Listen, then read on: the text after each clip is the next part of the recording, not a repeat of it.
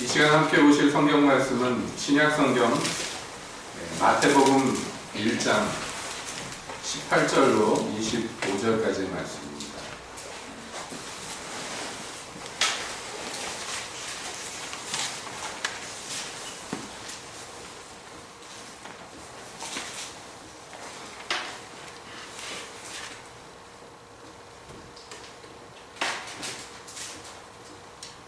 마태복음 제1장 18절부터 25절까지 함께 보시겠습니다.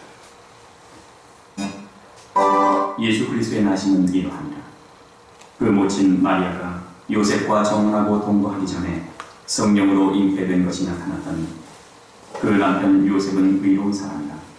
저를 드러내지 아니하고 가만히 끊고자 하여 이 일을 생각할 때에 주의 사자가 현몽하였다고 해. 다윗의 자손 요셉아, 내 아내 마리아 데려오기를 무서워 말라. 저에게 잉태된 자는 성령으로 된 것이라. 아들을 낳으리니 이름을 예수라 하라. 이는 그가 자기 백성을 저희 죄에서 구원할 자이심이라 하니라. 이 모든 일에 된 것은 주께서 선지자로 하신 말씀을 이루게 하시니 가라사대 보라, 처녀가 잉태하여 아들을 낳을 것이요 그 이름은 임마누엘이라 하리라 하셨으니 이를 번역한즉 하나님이 우리와 함께 계시다 합니다. 요셉이 잠을 깨어 일어나서 주의 사자의 분부대로 행하여 그 아내를 데려왔으나 아들을 낳기까지 동침치 아니하더니 나음에 이름을 예수라 하니라. 아멘. 하나님, 이 시간에 주님 말씀 듣기를 원합니다. 오셔서 저희 중에 말씀하여 주시옵소서. 예수님의 이름으로 기도합니다. 아멘. 한 주간 평안하셨습니까? 오늘은 성탄을 이제 앞에 두고 마지막 대강절 주일이라고 할 수 있는 그런 주일입니다. 성탄 즈음 해가지고 보는 성경 구절들이 우리가 있는데 그 중에 빼놓을 수가 없는 것이 오늘 읽은 마태복음 1장의 기록일 것입니다. 이게 마태복음 1장은 예수님의 족보에 대해서 나오죠. 그래서 시작할 때 예수께서 어떠한 경로로서 이 땅에 오셨는가, 조상들의 이름들을 쭉 나열을 합니다. 그리고 나서 이제 예수님이 이 땅에 오셨을 때 어떤 일이 있었는가를 얘기하는데 그게 이제 오늘 읽은 본문의 내용입니다. 성경은 말하기를 예수께서 요셉과 정혼한 마리아에게 잉태되었다. 그런데 성령으로 잉태되었다. 이렇게 말합니다. 그러니까 다시 말하자면 앞에서 족보가 쭉 나왔는데 이 족보랑 상관없이 오신 것처럼 그렇게 기록을 합니다. 자, 예수님이 분명히 아브라함의 자손으로 또 다윗의 자손으로 이 땅에 오셨지만 그럼에도 불구하고 그 조상들의 인간적으로 얘기하면 유전자와 조상들의 어떤 유전을 물려받아 가지고 태어나는 것이 아니라 이제 새로운 족보가 열리는 것처럼 성령을 통하여서 성령의 능력으로 이 땅에 오셨다. 그런데 그 오시는 말하자면 육체를 입는 그 통로로서 마리아를 선택했는데 그 마리아가 또 그 아버지 역할을 하는 요셉이 바로 다윗의 계보에 있는 사람들이다. 이렇게 성경은 얘기하는 것입니다. 그래서 예수님은 이 땅에 몸을 입고 오셨지만은 그러나 그 아담의 후손으로 오시는 것이 아니라 아담 말고 새로운 인류의 계보를 여시는 모습으로 이 땅에 오셨습니다. 왜냐하면 그분은 여기에서 시작된 것이 아니라 원래부터 계셨던 하나님이기 때문에 그렇습니다. 이게 이제 오늘 읽은 본문에 다 나와 있는 얘기인데요. 자, 요셉이 보니까 그 정혼한 여자 마리아가 임신을 했어. 보통 지금도 그렇습니다. 중동 지방에서 미혼모다 그러면 그건 죽었다라고 얘기를 해야죠. 이것은 거의 죽는 죄죠. 지금도 그런 일들이 너무 비일비재합니다.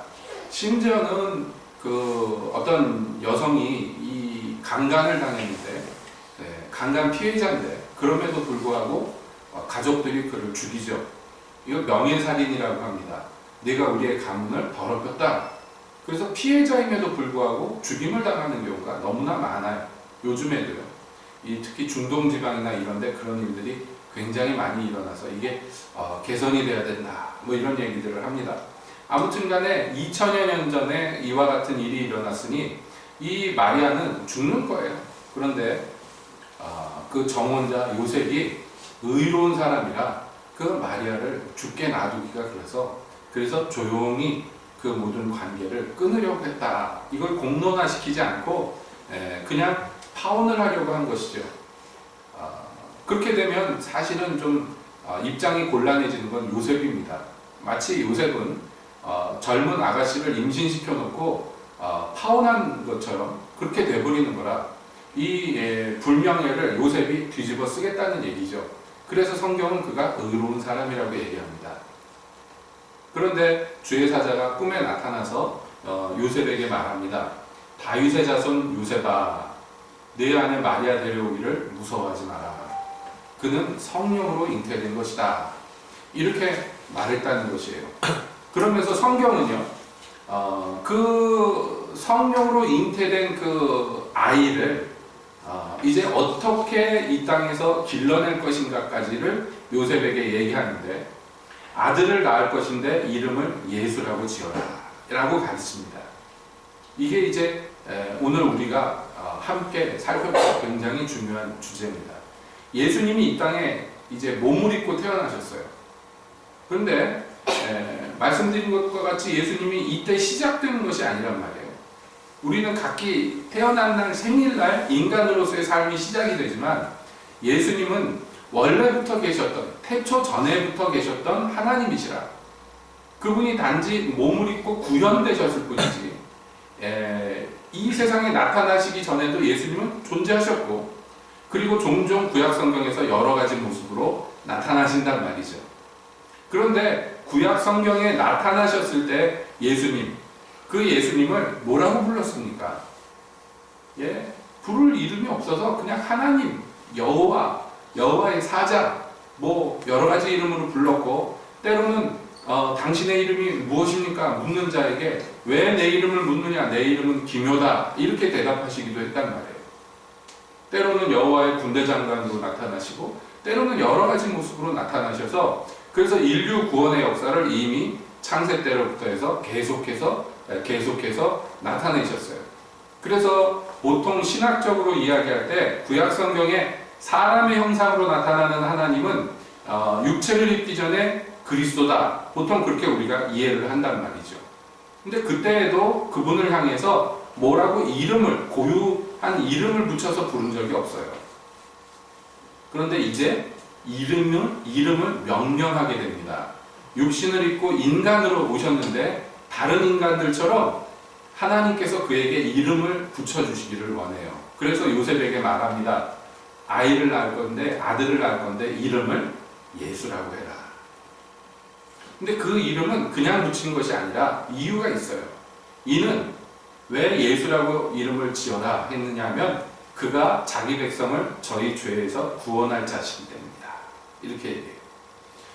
그러니까 예수님이 이 땅에 오신 목적, 이유에 대해서 많은 말로 우리가 설명할 수 있지만은 그 중에 가장 핵심, 가장 중심이 되는 것은 뭐니 해도 우리의 죄에서 구원하기 위해서 오셨다. 그분은 구원자로 오셨다라는 것입니다.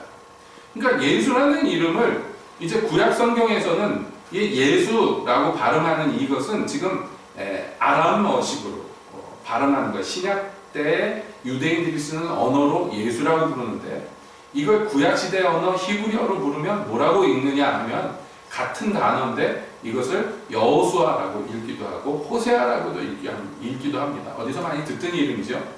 그러니까 이 이름을 가진 사람들이 구약 성경에 있는데 이 사람들이 다 뭐냐면 오실 예수님의 사실상의 모형이라고 해요. 그리고 뭐라고 발음해도 좋습니다. 여호수아라고 또는 호세아라고 또는 예수라고 발음해도 좋습니다만은 그 의미가 무엇이냐? 직역하자면 여호와 그는 구원자다. 여호와 그는 구원이시다 라는 의미예요. 그러니까 구약의 많은 이름들이 하나님과 관련된 이름이 많습니다. 그러니까 우리가 성경을 보다가 앞에가 여로 시작한다든지 뒤에가 여로 끝난다든지 야로 끝난다든지 또는 L 뭐 이렇게 들어간다든지 사람 이름이든지 뭐든지요. 그러면 그거 뭐 하나님하고 관련된 거예요. 하나님하고 관련된 이름입니다. 그러니까 우리 아들 레미도 다니엘인데 엘이란 말이 들어가니까 하나님이에요. 다니엘 그건 뭐냐면 하나님 그는 심판자다라는 의미예요. 그러니까 심판하시는 하나님 이런 의미입니다. 그러니까 여호수아 그러면은 여호와 그분은 구원이시다. 실제로 그래서 이 여호수아는 그 백성을 새로운 땅으로 들어가게 하는데 사용되는 사람으로서 그 이름을 명명받은 것이죠. 그러니까 지금 그 모든 모형들이 지금 완성되어서 이제 드디어 예수께서 이 땅에 그 예고편들이 다 끝나고 본편처럼 딱 나오셨는데 그래서 그분의 이름이 뭐다? 예수다.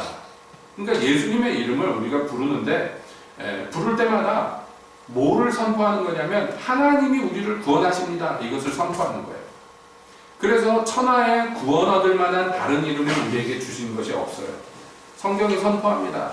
오직 한 이름밖에 없는데 그게 누구냐? 예수라는 거예요. 이게 중요하고도 또 중요합니다. 왜냐하면 우리가 소위 말하는 구원이라는 것을 모든 인간들이 원해요. 어떤 의미의 구원이든지 원합니다. 가난한 사람은 돈이 많아지는 구원을 원합니다. 그래서 이 형편에서 누가 나를 건져주기를 원합니다. 그런데 방도가 없으니까 어떻게 하느냐? 매주 복권을 사서 긁는 거예요. 그 복권이 자기의 구원이 되기를 원합니다. 또 어떤 사람은 이것을 통해서 구원받기를 원하고 어떤 사람은 저것을 통해서 구원받기를 원해요. 그러니까 구원이라는 의미는 뭐냐면 지금 있는 나의 이 막막한 형편에서 나를 여기서 끄집어내주는 거, 이게 구원이에요. 그러니까 집에 불이 났는데 빠져나가야 되는데 빠져나갈 길이 없어. 그 창문 열고 외치는 거예요. 사람 살려! 우리나라 사람들이 이렇게 했죠. 사람 살려! 그러잖아요. 근데 누가 소방관이 용감하게 들어와서 그 사람을 끄집어내가지고 살려줬어. 이게 구원이란 말이에요. 그러니까 구원이라는 말을 사용할 때는 많은 경우에 사용할 수가 있어요. 이 구원이라는 것은. 그래서 성경에서도 그래요. 어떤 병든 사람이 있는데 예수님이 그를 고쳐주셨어요. 그걸 구원이라고 얘기합니다. 병이 나았다고 얘기할 수도 있지만 나을 수 없는 불치의 그 상황에서 건져주셨기 때문에 그것도 구원이라고 얘기해요. 그런데 그러면 그런 많은 종류의 구원이 있는데 예수님이 오셔서 여호와는 구원이시다. 그 이름으로 선포하셨고 우리에게 구원 얻을 만한 유일한 이름으로 오셨다라고 얘기했을 때는 이러한 삶의 어떤 형편에서 건져지는 이런 수준의 구원이 아니라는 것이에요.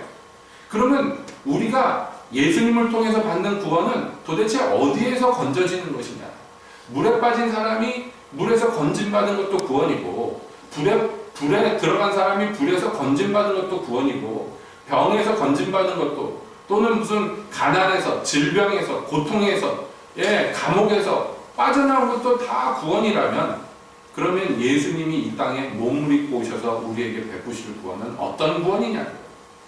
물론 지금 제가 여러 가지 경우 예를 들었지만 이 모든 것들을 다 포함한 구원이겠으나 그러나 그 중에 가장 본질은 뭐냐? 오늘 성경에서 그렇게 얘기합니다. 이는 그가 어떤 사람이다? 자기 백성을 그들의 죄에서 구원하실 자이다 라고 얘기해요. 우리가 성경 구절에서 제일 유명한 구절이라고 예를 들자면 요한복음 3장 16절이겠죠. 가장 유명하죠. 하나님이 세상을 이처럼 사랑하사 독생자를 주셨으니 거기에서 구원의 대상을 뭐라고 얘기하느냐면 세상이라고 얘기해요. 세상. 이 세상은 오는 세대와 가는 세대, 창세 이후로 모든 인류를 통칭하는 말이겠습니다. 그러나 하나님이 세상을 사랑해서 그래서 자기의 하나밖에 없는 아들을 내어주셨어요. 그 세상을 구원하기 위해서. 그런데 여러분 요한복음 3장 16절에 나머지에 뭐라고 되어 있습니까? 외우시는 분들 계세요? 하나님이 세상을 이처럼 사랑하사 독생자를 주셨으니 이는 뭐 여기서 우물 저기서 우물 하시는데 뭐 제일 유명한 성경 구절이라는데도 잘 모르시나 본데요. 예, 구원하시는데 멸망치 않고 구원을 받는데 세상이 구원을 받는 게 아니에요. 누가 구원을 받습니까? 믿는 자가 구원을 받아요. 예수님이 오신 것은 모든 인류를 위해서 오셨는데, 그러나 모든 인류가 그것을 거저 저절로 공짜로 그냥 가만히 있는데 이렇게 구원을 받는 게 아니에요. 그 인류들 중에서, 그 세상들 중에서 아, 그분이 우리를 위해서 주신 하나님의 아들이구나 라는 것을 받아들이는 사람, 믿는 사람, 그래서 그를 자기의 주로 인정하고 섬기기를 원하는 사람, 영접하는 사람, 그 사람들이 자기 죄 때문에 멸망하지 않고 영생을 얻게 된다는 거예요. 그러니까 주실 때의 범위는 전 인류인데, 그런데 그것을 받는 자들은 그 중에서 어떤 사람들이냐? 믿는 사람들이에요. 오늘 읽은 성경도 마찬가지입니다. 아들을 낳으리니 이름을 예수라라. 이는 그가 자기 백성을 저희 죄에서 구원할 자이십니다. 예수님이 오신 것은 인간들을 죄에서 구원하기 위해서 오셨는데, 그런데 이 구원이 누구냐 말이야. 누구에게 미치는 구원이냐면 자기 백성이라고 얘기하십니다. 자기 백성. 그러니까 이게 중요한 거예요. 요즘에는 뭐 그런 주장하는 사람들이 없지만은 과거에 한참 그 교회를 흔들었던 이단 사상 중에 하나가 만민구원설이라는 게 있어요. 만민구원설이 뭐냐? 예수님이 이 세상을 사랑하셔서 하나님이 보내신 독생자인데 라고 얘기하는 거예요. 그러니까 궁극적으로는 모든 인류가 다 구원을 받을 것이다 하는 거예요. 이게 하나님의 뜻이라는 거예요. 모든 인류가. 근데 왜 그런 얘기를 하냐면, 자, 어떤 사람이 예수를 안 믿었어. 그래서 나중에 죽었는데 지옥에 갔어. 그러면 여러분 알게 될 거예요. 아, 하나님이 진짜 있구나. 그죠? 아무리 죄인들이라도 막상 지옥불에 떨어지면 알잖아요. 그러면 그 사랑의 하나님이 계신 것도 알고, 그 하나님이 자기들을 사랑하는 것도 알게 된 사람들을 영원히 불 가운데 놔두시겠는가? 어떻게 생각하십니까? 사랑의 하나님. 그래서 이 만민구원설이라는 이 사상이 교회를 중심으로 퍼져나갔는데 사람들이 너무 좋아하는, 너무 좋아. 왜냐하면 너도 나도 할 것 없이 다 구원받잖아. 그냥 너무 좋아. 근데 그랬으면 참 서로 피차가 좋을지 모르지만, 그러나 성경에서의 설명은 그와 다릅니다. 오늘 읽은 본문으로 예수님이 구원하기 위해서 오셨는데, 죄에서 구원하기 위해서 오셨는데 자기 백성들을 위해서 그 일을 하러 오셨다고 얘기합니다. 그러면 너무 편협한 거 아닌가? 기독교 하나님은 너무하지 않는가? 뭐 이렇게 이야기하는 사람이 있습니다. 자기를 믿으면은 구원해주고 천국 보내주고, 안 믿으면 이놈의 자식 그래가지고 지옥에 보내는, 좀 편협하고 그런 폐쇄적인 신으로 기독교의 하나님을 이해를 하는데, 제가 입이 아프도록 말하지만요, 하나님은 우리를 잡아다가 지옥에 보내시는 분이 아니에요. 왜냐하면 우리는요, 그냥 원래부터 지옥에 떨어지도록 만들어졌다고 해도 안 돼요. 원래부터 그럴 수밖에 없는 종자들이다. 근데 하나님이 그게 안타까워서 어떻게든지 그들 중에서 몇 명이라도 구원하려고 자기 아들도 아끼지 않고 내어주신 거예요. 하나님이 가만히 있는 우리를 붙잡아다 지옥에 보내는 분이 아니라, 우리가 원래부터 타락하여서 마귀처럼 타락되어 버려가지고 원래 마귀가 가서 형벌을 받기로 작정된 지옥에 우리가 그냥 부록으로 딸려 들어가는 거예요. 마귀의 종이 되어버렸기 때문에 그렇습니다. 모든 것은요, 진 자는 이긴 자의 종이 되는 것이에요. 영적이고 육적이고 하는, 이게 원칙이에요. 그런데 우리는요, 마귀에게 졌어요. 마귀의 유혹에 넘어갔어요. 마귀가 시험하는데 넘어갔습니다. 속임수에 져버렸어요. 사기를 당해버렸어요. 그래서 어떻게 됐느냐면, 마귀에게 졌기 때문에 마귀께 돼버렸어요. 이게 죄인들의 비참한 처지입니다. 저마다 나 같은 사람이 어딨어? 나는 법 없어도 살 사람이야 라고 떠들진 모르지만, 그러나 그 정체는요, 마귀와 그 종자들이 가기로 작정된 지옥에 마귀 때문에, 마귀에게 소속이 되어 있기 때문에 마귀가 갈 때 그냥 딸려가는 거예요. 그러니까 하나님은 그것을 끊기를 원하셨어요.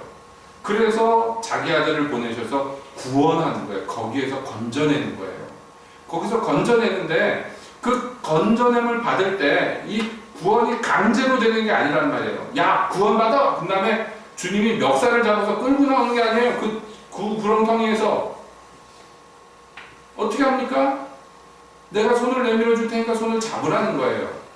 왜냐하면 하나님은 항상 공정하시고 합법적이신 분이에요.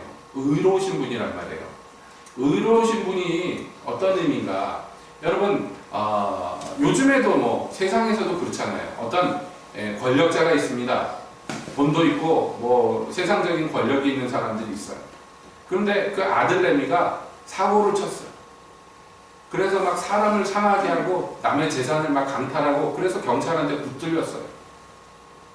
그래서 이제 감옥에 가게 됐어요. 그랬더니 아버지가 그 자기가 가진 권력을 가지고 이 자식을 빼내버렸어. 여러분, 이런 얘기들이 비일비재하죠. 세상에서요. 그러다 그게 이제 공개가 되면 사람들이 뭐라고 그럽니까? 공정하다고, 잘했다고, 아들을 사랑하니까 그랬겠지. 그럽니까? 아니죠. 망항이라고 합니다.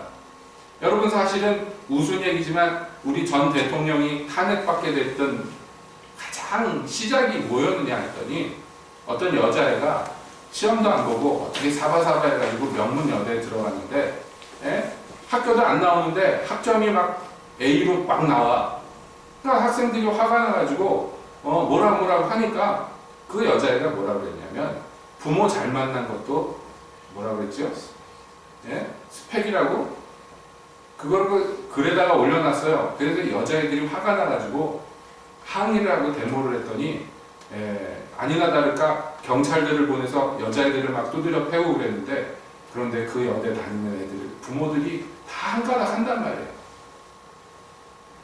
그러니까 이게 가난한 사람들 같으면 그냥 유야무야 됐을 텐데, 이게 매스컴을 타고 시끄러워졌어요.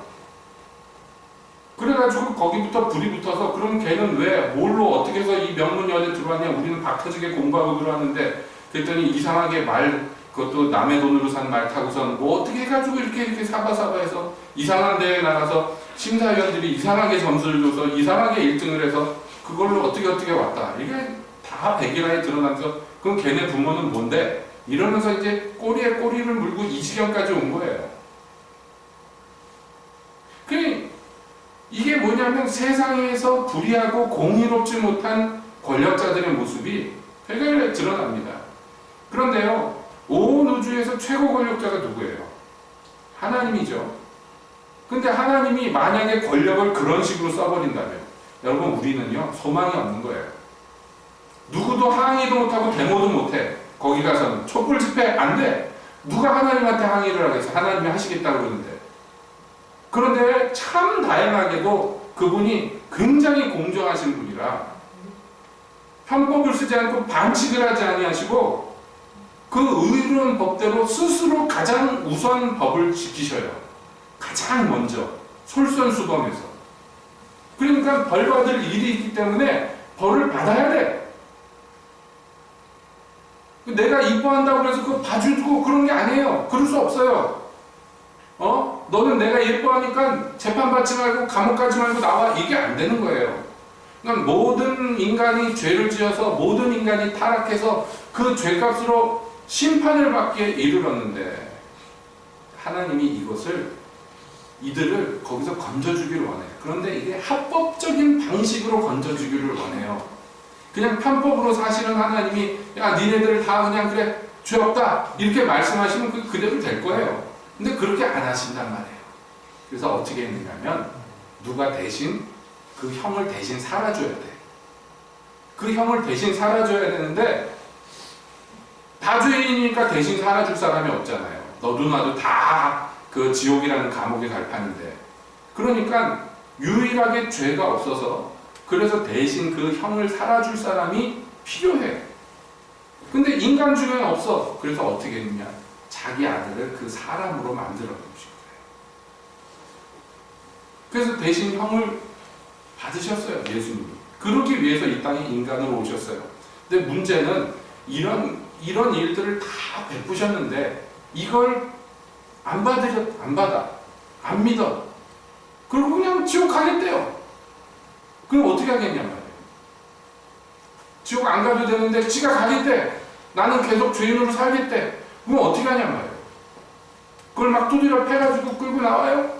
공정하신 하나님이 자기 아들마저도 그 의로운 법대로 처벌받게 하신 분이요? 그럴 수 없잖아요.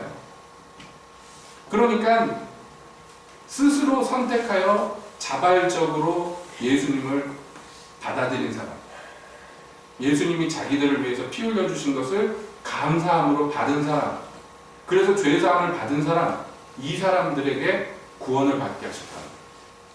그런데 그렇게 예수님을 주로 받아들인 사람들은 자연적으로 어떤 사람이 되느냐면 예수님의 백성이 되는 거예요. 예수님의 소유가 되는 거예요. 그 전에는 마귀라는 왕의 다스리는 나라의 백성이었어. 그래서 마귀의 종이었고 마귀의 소유였어요. 그런데 그 마귀의 나라에서 하나님의 아들의 나라로 옮겨진 거예요.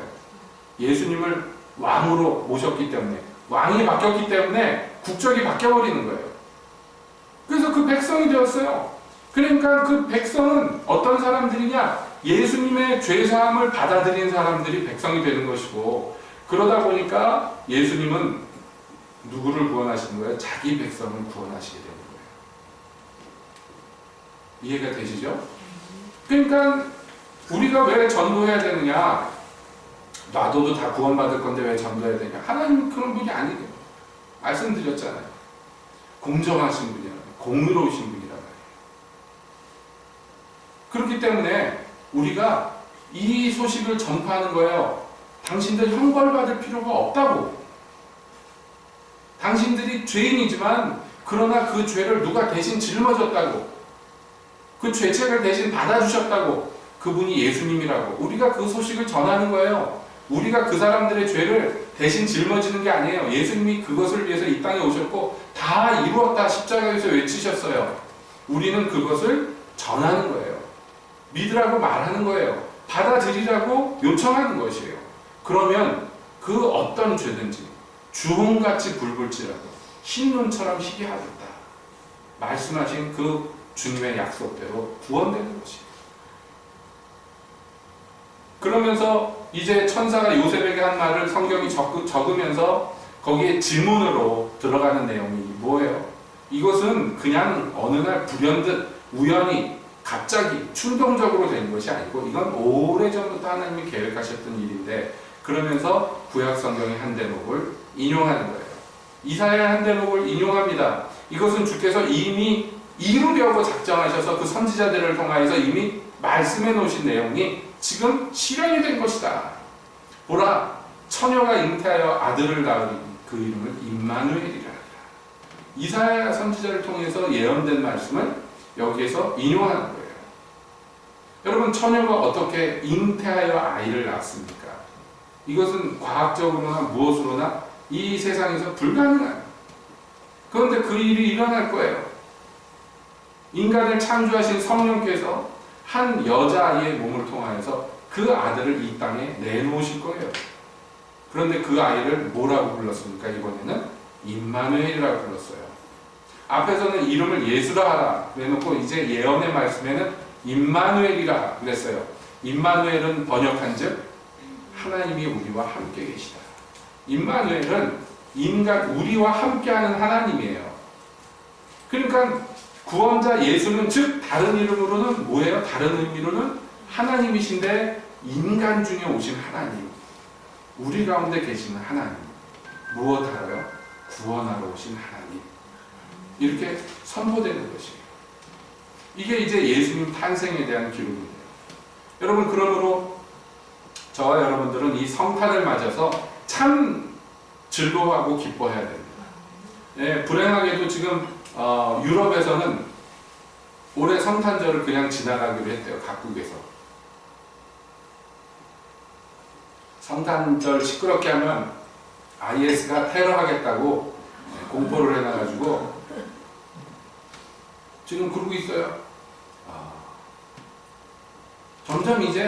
점점 뭐 과거부터 그랬지만 이 성탄이라는 의미가 마구 희석되고 이상하게 변질되고 심지어는 금지되는 시대가 가까이 다가왔습니다. 이루어지고 있습니다. 그래서 뭐 우리는 더 뼈저리게 느끼는 게 이 현대한 보세요. 성탄 장식이 하나도 없어. 예. 제가 울진에 한 10여 년 전쯤에 처음에 와가지고 놀란 것 중에 하나가 성탄절이 됐는데 세상에 읍내 나가도 어디 불 반짝반짝하는 게 하나도 없어요. 지금은 뭐 군청에다가 불도 켜고 뭐 장식들도 좀 하고 그러는데 옛날에는 그냥 가게들도 그런 장식이 없었어요. 그런데 그 석가탄신일 됐다 그러면 한 달 전부터 막 방송하고 트럭 뒤에다 불상 앉혀놓고서 막 사방으로 불경 방송하면서 온 동네 다니고 그러는 걸 보면서 이 동네는 선교지구나 제가 그걸 느꼈습니다. 지금 많이 좀 달라졌죠. 점등식도 하고 다른 동네에 비하면 아무것도 아니지만 가게들의 뭐 장식도 조금씩 돼 있고 그럽니다. 근데 여러분 이 전 세계적으로 볼 때 이 방향이 성탄절이 점점 이상하게 되는 방향으로 가고 있어요.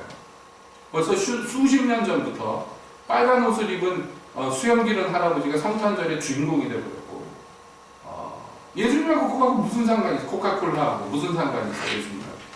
그런데 그렇게 돼버렸고요. 점점점 예수님이 이 땅에 오시는 것을 어떻게든지 훼손시키고 그 의미를 어떻게든지 왜곡시키기 위해서 마귀가 아주 전심을 다한 그런 세대가 되어버렸어요. 이제 노골적으로 얘기합니다. 성탄절 시끄럽게 하면 폭탄 터뜨려버린다. 그래가지고 지금 유럽의 각국이 취소하고 있어요. 성탄절 뭐 이렇게 뭐 우리나라도 그거 하잖아요. 서울에 그 시청 앞에다가 뭐 성탄절 트리 점등하고 그런 걸 안 하기로 했어요. 괜히 자극해서 테러할까봐. 그 올해는 이렇게 넘어갔는데 내년엔 하겠습니까? 그 심지어는 영국 같은 나라에서 벌써 오래전부터 크리스마스라는 이 단어를 바꾸자는 청원이 벌써 오래전부터 매년 올라와요. 뭐 크라이스트라고 그리스도랑 이 날이 무슨 상관이 있냐고. 그냥 우리들 축제인데 왜 자꾸 거기다 기독교 색채를 입히는가 그래가지고 이 용어를 바꾸자고. 미국도 그렇고요. 이런 청원들이 계속 올라오고 있습니다. 이게 지금 이 세태의 흐름인데 여러분 이 가운데에서 그 백성된 사람들, 즉 죄사함을 받고 구원을 얻은 무리들은 달라야 됩니다. 더 감사하고 더 자랑하고 더 선전해야 돼요. 우리를 죄에서 구원하신 그 하나님의 은혜, 피 흘려주신 아들의 그 공로, 스스로 하나님이시며 몸을 입고 와서 이 세상에 인간으로서 오만 고초를 당하셨던 그 하나님의 아들을 기리고 자랑하고 선전하는데 여러분 우리 교회가 앞장서야 됩니다. 그래야지 이 주님이 오신 이 기쁜 소식이 만민이 알게 되고 그래서 참 평화를 누리게 되지 않겠습니까? 이 성탄을 즈음해서 더더욱 딴 데도 그래야 되겠지만 더더욱 이 땅에 그 아들을 내어주시는 우리 하나님께 감사합시다.